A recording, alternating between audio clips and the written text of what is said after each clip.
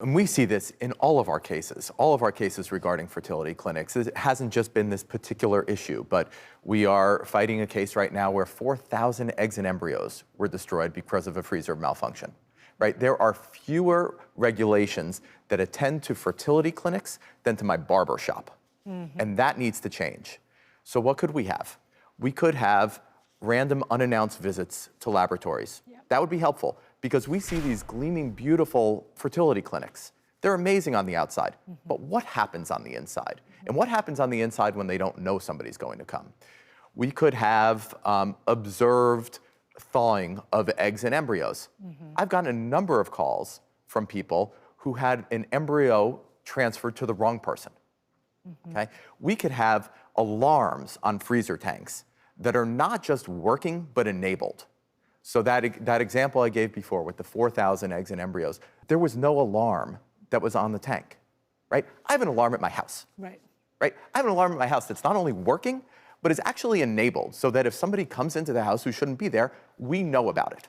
We should be able to do that for a tank that houses 4,000 eggs and embryos. These things that you're just proposing right now, they seem very basic to me. They do not seem like they would be so difficult to implement. And I'm shocked they're not in place already. That's what I mean. I run a surgery center.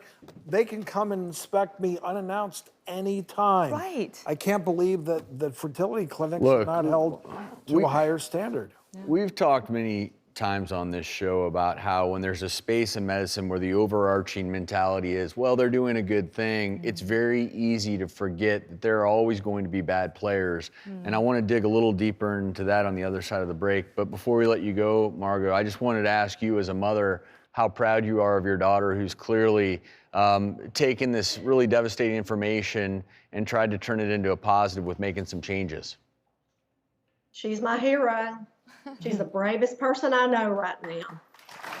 And I am very proud of her. Margot, thank you so much for being here. We did reach out to Dr. McMorris. His office issued a no comment.